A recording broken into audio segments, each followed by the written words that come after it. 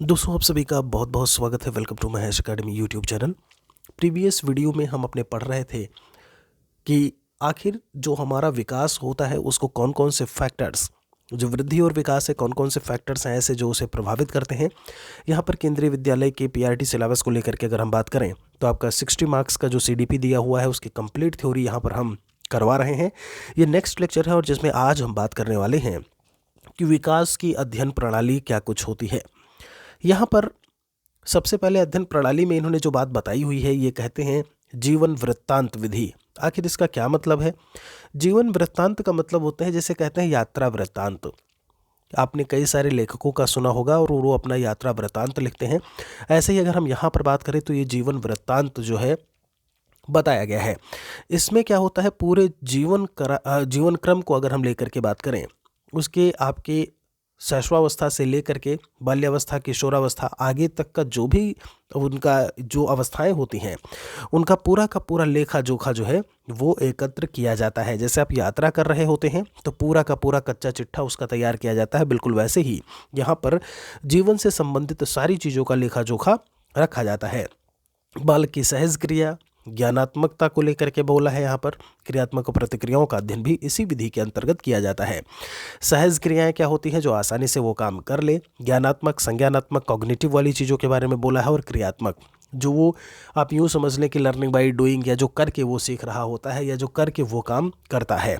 ठीक है, यहाँ पर उन चीज़ों के बारे में हम क्या करते हैं, स्टडी करते हैं जब हम जीवन वृत्तांत की बात करते हैं। माता पिता हैं, अभिभावक हैं, रिश्तेदार हैं, से बालक के विषय में सूचना प्राप्त की जाती है। अब जीवन वृत्तांत की बात है, किसी भी व्यक्ति के बारे में आपको इन्फॉर्मेशन लेनी है तो आप क्या करते हो, उसके आसपास जो भी लोग होते हैं उन्हीं से उस व्यक्ति के बारे में इन्फॉर्मेशन लेते हो, तभी तो आप उसका पूरा लेखा जोखा तैयार कर पाएंगे। कहते हैं विधि जो है वो पुरानी है। इसमें अगर मैं बात करूं तो टाइडमैन ने सर्वप्रथम इस विधि का प्रयोग 1787 में किया था। 1885 में प्रेयर ने जर्मनी में इस विधि का प्रयोग किया। और यहाँ पर प्रेयर ने अपनी पुस्तक the mind of the child में जो है इसका पूरा उल्लेख किया हुआ है। तो ये भी बताया है कि ये विधि जो है वो आखिर कहाँ पे यूज़ में आई, कैसे यूज़ में आई, कि इन्होंने कब यूज़ में इसको जो है लिया, तो वो सारी बातें आप यहाँ से नोट कर सकते हैं। कहते हैं अगर हम बात करें, कुछ दोष भी हैं। माता पिता प्रायः अपने बच्चों के विषय में गलत सूचनाएं देते हैं। ये बात सही, अपने बच्चों को गलत कौन बताएगा, वो बोलेंगे अच्छा है, लेकिन हो सकता है कि बच्चा जो है वो गलत हो, वो गलत चीज़ों को अपना रहा हो या अपना चुका हो।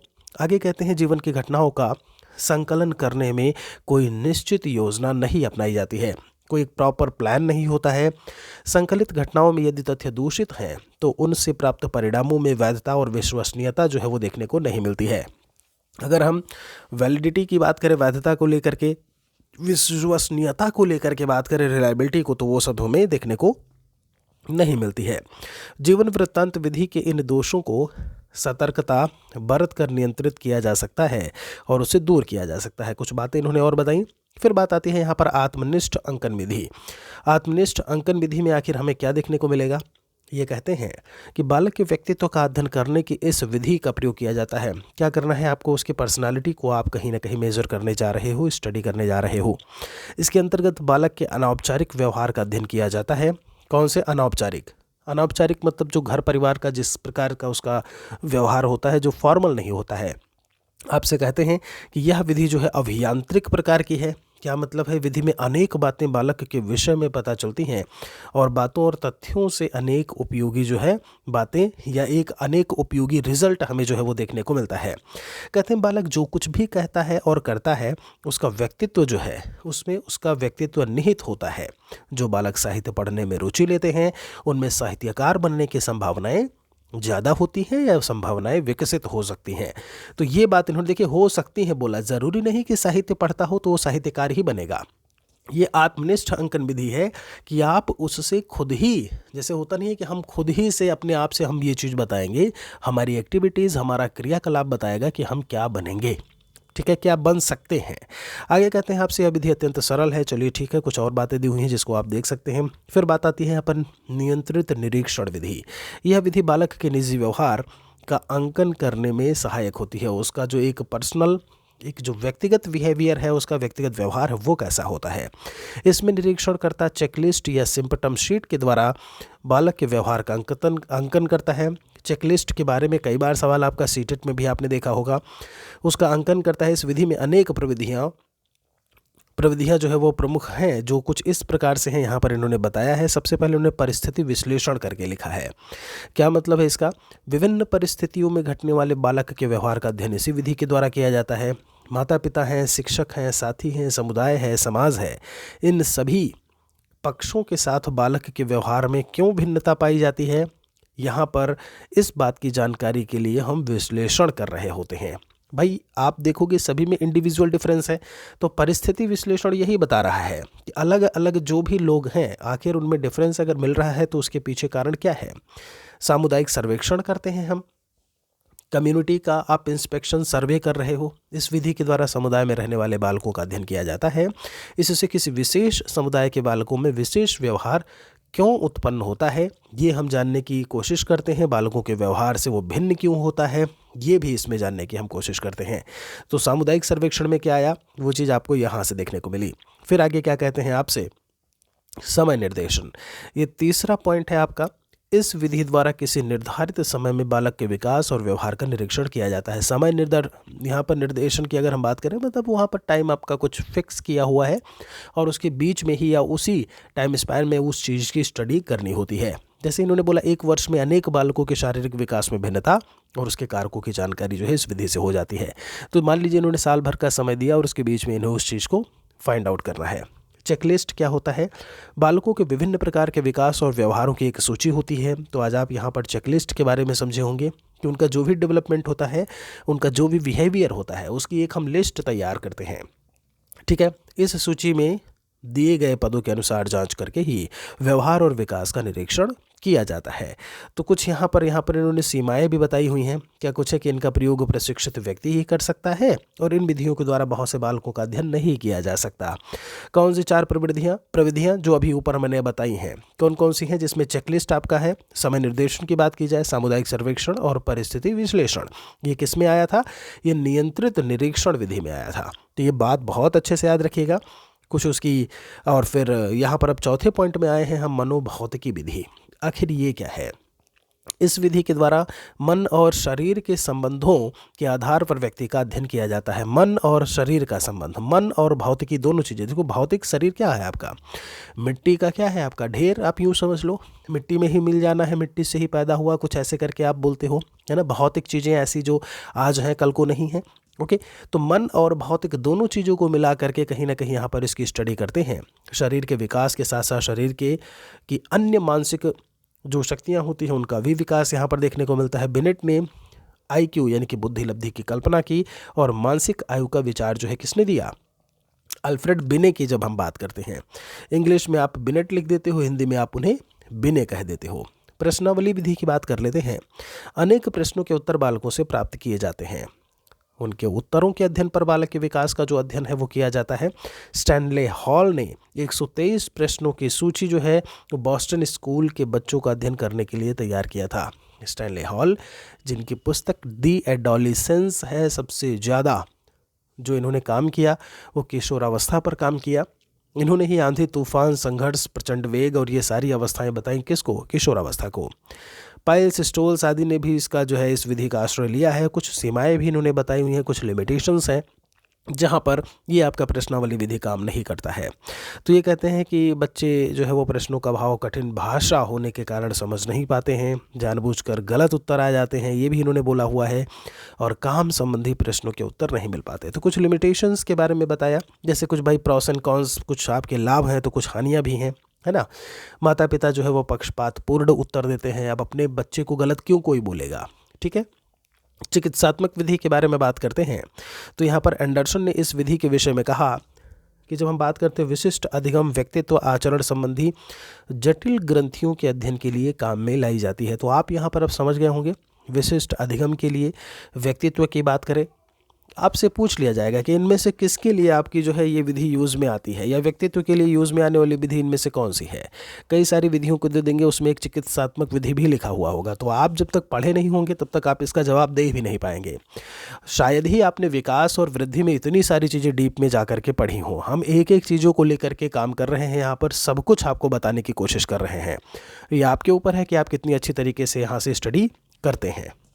जहाँ पर इन्होंने बोला कि ग्रंथियों के अध्ययन काम में लाई जाती है, उसमें विचाराधीन समस्या के अनुकूल विविध क्लिनिकल कार्य पद्धतियाँ और प्रविधियाँ मतलब टेक्निक्स होती हैं। ठीक है, तो ये सारी चीज़ें हम यूज़ में लेकर के आते हैं। कहते हैं कि इस बात को पहचानना या मालूम करना, भाई उद्देश्य क्या है? उद्देश्य ये है कि उनके पात्र की विधि पर आवश्यकताएं क्या हैं, यह ग्रंथि किस कारण या किन कारणों से पैदा हुई, पात्र को क्या सहायता दी जानी चाहिए, मतलब जो बच्चा है जो भी है उसको किस प्रकार की सहायता देनी चाहिए, चूँकि ये चिकित्सात्मक आपकी विधि है। ठीक है, अब हम व्यक्तित्व के बारे में जान रहे हैं, आचरण में अगर उसके कुछ गड़बड़ है, आप देखते हो डायग्नोस करना और रेमेडियल टीचिंग एक तरीके से निदानात्मक और उपचारात्मक शिक्षण, ये कुछ उसी चीज़ से कहीं ना कहीं जुड़ा हुआ है। असामान्य व्यवहार है, अगर वो एबनॉर्मल तरीके से पेश आ रहा है, नॉर्मल कब होगा, कौन सी ऐसी चीज़ हम उस पर अप्लाई कर सकते हैं जिससे उसमें जो भी मानसिक विक्षिप्तता है वो ख़त्म हो जाए, वो दूर हो जाए। ठीक है, तो ऐसे बालकों के उपचार के लिए विधि जो है वो यूज़ में आती है। प्रयोगात्मक विधि के बारे में बोला है, इस प्रणाली का उपयोग नियोजित वातावरण में बालकों के विकास अध्ययन में किया जाता है। नियोजित मतलब क्या होता है? जो पहले से ही प्लान्ड हो। ठीक है, नियोजन मतलब पहले से ही प्लानिंग हो और उसके बाद ऐसे एनवायरनमेंट में हम उनकी चले स्टडी करें। ठीक है, क्रो एंड क्रो ने इस विधि में कहा कि मनोवैज्ञानिक विधि का जो प्रयोग होता है, उद्देश्य किसी निश्चित परिस्थिति या दशा में मानव व्यवहार से संबंधित किसी भी विश्वास या विचार का परीक्षण करना है। मतलब वहाँ पर जो परिस्थिति और जो दशा है ना, वो पहले से ही डिफाइंड है, वहाँ पर प्लान्ड इन्वायरमेंट तैयार है और उसके बाद हम क्या करते हैं। अब एक बात बताइए, आप अगर एक्सपेरिमेंट करने जाते हैं, प्रयोग करने लैब में, तो ऐसा तो है नहीं कि जहाँ पर नॉर्मल पढ़ाई होती है वहीं पर लैब आकर के और काम शुरू हो गया। उसके लिए बाकायदा एक लैब होती है ना, वहाँ पर जा कर के आप काम करते हो। बस यही ये बताना चाह रहे हैं। ठीक है, आपसे कहते हैं आगे इसमें जो है कि सांख्यिकीय विधि को लेकर के बात की है। इस विधि में प्राप्त आंकड़ों का विश्लेषण करके परिणामों की वैधता और विश्वसनीयता का पता चलता है। चूँकि स्टेटिस्टिकल मेथड है, जितने भी आंकड़े, जितनी भी डेटा आया उनकी हम स्टडी करते हैं। निष्कर्ष क्या निकलता है? बाल विकास और व्यवहार के अध्ययन के लिए किसी एक विधि पर हम आश्रित नहीं रह सकते। ये बात बिल्कुल सही है। अगर आप ये सोचें कि किसी एक विधि की स्टडी करके हम सारी चीज़ों के बारे में बता दें तो वो संभव नहीं है। इसीलिए अनेक विधियों का हम जो है यहाँ पर हेल्प लेते हैं, सहारा लेते हैं। कुछ बातें इन्होंने बताई हैं कि बाल विकास के अध्ययन को लेकर के बात करें तो इन स्रोतों से क्या क्या प्राप्त किया जा सकता है। बालक के शाब्दिक अशाब्दिक वर्तमान व्यवहार से। अब अगर हम जानना चाह रहे हैं किसी भी बालक के बारे में, किसी भी बच्चे के बारे में, तो उसका व्यवहार कैसा है, वो शब्द किस प्रकार के बोल रहा है नहीं, आपको जी लगा करके बोला, महोदय लगा करके बोला तो बोलोगे अरे वाह बहुत संस्कारी है। तू तड़ाक करके बोलेगा तो कहोगे बिल्कुल से इसकी जो है इसको संस्कार दिए ही नहीं गए। तो ये चीज़ बताई गई है जो पहला पॉइंट है। बालक द्वारा निर्मित वस्तुओं के अध्ययन से उसने बहुत बढ़िया चीज़ बनाई है ना, हवा में उड़ने वाली चीज़ बनाई, साइकिल ऐसे बनाई हवा में उड़ रही है, तो आप बोलोगे बहुत बढ़िया, साइंटिस्ट प्रकार का बालक है। घर है, विद्यालय है, सरकारी अधिग्रहण को लेकर के बात की जाए, स्वास्थ्य विभाग, सामाजिक संस्थाओं से प्राप्त सूचना। अब किसी भी तरीके का कोई बीमारी अगर वो रहा है, सरकारी कोई भी चीज़ ऐसे में रही है, कहीं भी किसी भी संस्था को लेकर के बात करें, सोसाइटी में जो लोग हैं, जो आपके समुदाय में हैं, वो तो आपके बारे में अच्छी तरीके से जानते होंगे, मतलब अच्छी नहीं लेकिन कुछ तो बता सकते हैं ना आपके बारे में कि आप कैसे हो। और वैसे भी पड़ोसियों को और आसपास के लोगों को ज़्यादा इंटरेस्ट होता है घर वालों से ज़्यादा कि आपके बारे में वो इन्फॉर्मेशन रखें। यह बात आप भी जानते हो। बालक के अंतर्दर्शन को लेकर के बात की है कि आखिर उस के भीतर क्या चल रहा है उसके बारे में जानना। आरंभिक जीवन की घटनाओं से, वहाँ से भी आप पता लगा सकते हो प्रभावित जो भी घटक हैं, वहाँ से बालक के वातावरण से, कि इन्वायरमेंट आसपास का बालक का कैसा है, ऐसे में आप बालक के व्यक्तित्व के बारे में आप इन्फॉर्मेशन दे सकते हो। आपसे कहते हैं कि खेल विधि का भी सहारा लिया जाता है। इसमें साइकोमेट्रिक परीक्षण है, रेटिंग स्केल है, आपका रेटिंग है, स्केल है, टेस्ट रिजल्ट्स करके दिया हुआ है, वैधता, विश्वसनीयता, ये सारी चीज़ें होती हैं जिनके बेस पर हम क्या करते हैं, पता लगाने की, जानकारी लेने की कोशिश करते हैं। दोस्तों फिर आती है बाल विकास की अवस्थाएं। आपने स्टेजेज ऑफ डेवलपमेंट के बारे में पढ़ा होगा कि अलग अलग अवस्थाएं होती हैं, अलग अलग विद्वानों द्वारा बताई गई। तो जो सामान्य एक अवस्था है उसमें आप क्या बोल देते हैं कि शैशवावस्था जो है वो 0 से 5 साल की होती है। जो पूर्व बाल्यावस्था होती है वो 6 से 9 साल की, 9 से 12 साल का जो है वो उत्तर बाल्यावस्था होता है, यानी कि पोस्ट चाइल्डहुड। और ये 12 से लेकर के आप 16 या 18 साल तक क्या बोल देते हो, ये आपका शैशवावस्था है। यही 3 अवस्थाएं, खासकर बाल्यावस्था, शैशवावस्था और आपका यहाँ पर जो है किशोरावस्था, यही 3 मुख्य अवस्थाएं जो है वो देखने को मिलती हैं। यहाँ पर अगर हम बात करें तो ये चित्र आपको बहुत कुछ बता रहा होगा।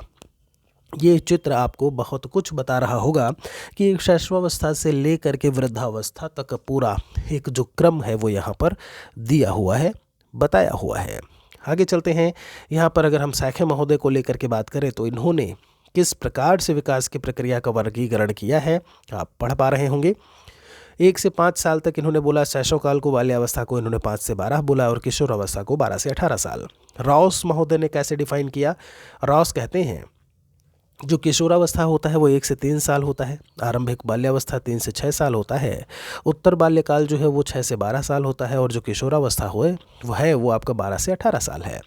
कॉलसेनिक महोदय क्या कहते हैं? ये कहते हैं गर्भाधान से जन्म तक। अब देखिए, किसी ने अभी तक गर्भाधान से नहीं बोला था, इन्होंने कहा कि कॉन्सेप्शन से लेकर के जन्म तक का जो समय होता है उसे हम पूर्व जन्म काल के नाम से जानते हैं। आगे क्या कहते हैं आपसे? कहते हैं नव शैशवकाल को लेकर के बोला तो जन्म से 3-4 सप्ताह तक, आरंभिक शैशवकाल 1 या 2 महीने से लेकर के 15 माह तक लिखा हुआ है, 15 माह से लेकर के 30 मास तक इन्होंने उत्तर शैशवावस्था। अब इन्होंने आरंभिक और उत्तर शैशवावस्था भी यहाँ पर इन्होंने बता दी। तो अलग अलग मनोवैज्ञानिकों ने किस तरीके से डिवीज़न किया है हम इस समय वही पढ़ रहे हैं। पूर्व बाल्यावस्था को 2.5 से इन्होंने 5 साल माना, मध्य बाल्यावस्था में बांटा 9 से 12, फिर ये किशोरावस्था बोलते हैं जो 12 से 21 साल तक है। तो ये किसका कैटेगराइजेशन था? आप यहाँ से स्क्रीनशॉट ले सकते हैं। ये जो कैटेगराइजेशन था वो कॉलसेनिक महोदय का था और इन्होंने किस तरीके से 7 जो है स्टेप्स में इन्होंने डिवाइड किया है वो चीज़ आपको समझ में आई होगी। फिर यहाँ पर क्या चीज़ देखने को मिल रही है कि गर्भाधान काल को लेकर के बात करें तो 250 से 300 दिन तक भ्रूणिक अवस्था, भ्रूणीय और भ्रूण, यहाँ पर ये भी इन्होंने बताया हुआ है कि ये अवस्थाएं कब से कब तक होती हैं, जो चीज़ आपको यहाँ से जानने की ज़रूरत है।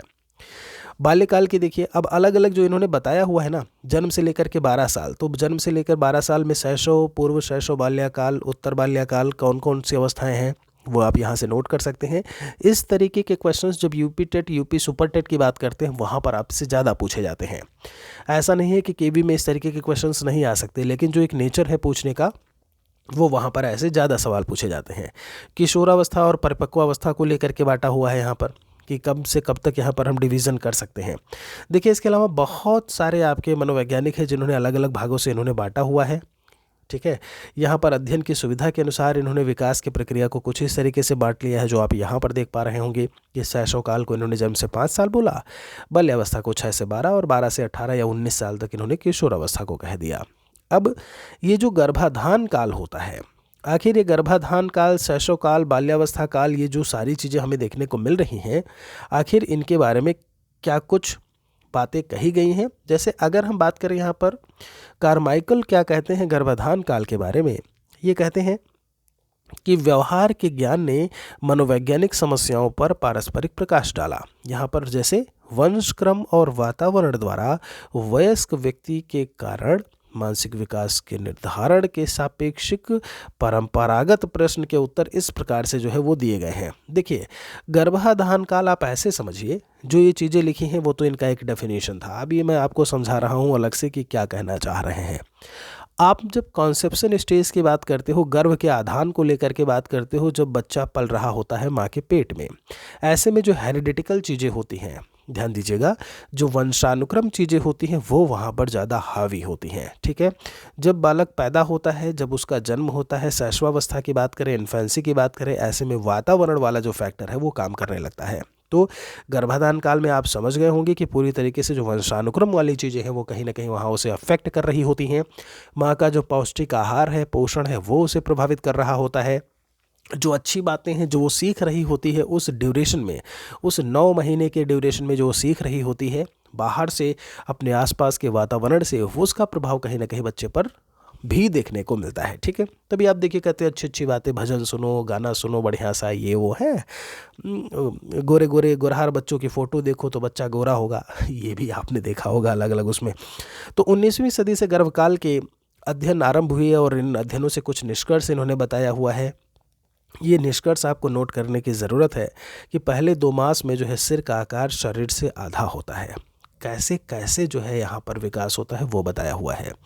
10वें मास में सिर जो है वो शेष शरीर का 1/4 भाग, 14 सप्ताह के पश्चात भ्रूण जो है वो गति अनुभव होने लगता है उसका। आपसे यहाँ पर 6 मास में भ्रूण की गति जो है वो तीव्र और जटिल हो जाती है। तो ये तो आप पढ़ चुके हो कि सिर से लेकर के पैर तक विकास होता है। अब इन्होंने वही बताया हुआ है कि 2 मास में सिर का आकार जो है वो कैसे कैसे आपको चेंज जो है वो देखने को मिलेगा। शैशवावस्था की कुछ बात बताई हुई है इन्होंने शैशव काल में कि जन्म के पश्चात 5 साल का समय होता है, लंबाई लगभग 20 इंच, अगर भार की बात करें तो 5 से 8 पाउंड के बीच में होती है। यहाँ पर बालक जो है वो पूरी तरीके से पराश्रित यानी कि दूसरे पर आश्रित होता है। जैसे अगर हम प्रौढ़ावस्था को लेकर के बात करें तो उस समय भी हाथ पांव नहीं चल रहे होते हैं, आप अपने बच्चों पर डिपेंडेंट होते हैं। ऐसे ही यहाँ पर जो छोटे बच्चे हैं वो डिपेंडेंसी उनकी होती है अपने माता पिता भाइयों के ऊपर। इसीलिए आप देखिएगा जो प्रौढ़ावस्था वाला समय है और जो शैशवावस्था है, दोनों की जो आपका जो नेचर है ना वो एक जैसा मिलता जुलता है। ठीक है, तो आप ये भी यहाँ से समझ सकते हैं। बाल्यावस्था की बात इन्होंने बताई, इसमें क्या होता है कि शारीरिक विकास के साथ साथ सामाजिक सांस्कृतिक और संवेगात्मक विकास भी जो है वो देखने को मिलता है। किशोरावस्था को हम लोग जो है 12 से आगे 18 या फिर 13 से 19 आप लिख सकते हो। तो पाश्चात्य विद्वानों ने इसे जो है वो टीन एज भी बोला है। कौन सा एज है? टीन एज है ये आपका।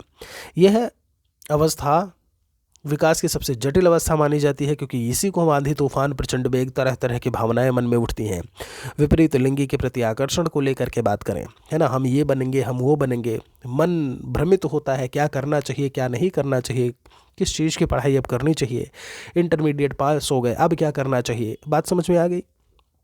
ओके, तो ये सारी चीज़ें कहाँ से देखने को मिलती हैं? जब हम बात करते हैं आपके किशोरावस्था को लेकर के। दी एडोलिसेंस पुस्तक है स्टैनले हॉल की, जिन्होंने सबसे ज़्यादा इसके बारे में स्टडी किया, बताया है। यहाँ पर विकास के स्वरूपों की बात करें तो शारीरिक, मानसिक, संवेगात्मक, सामाजिक, ये सारी बातें जो है वो देखने को मिलती हैं अगर हम विकास के स्वरूप की बात करते हैं।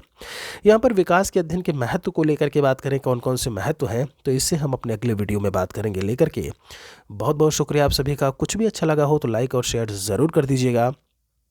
जय हिंद, जय भारत, वंदे मातरम।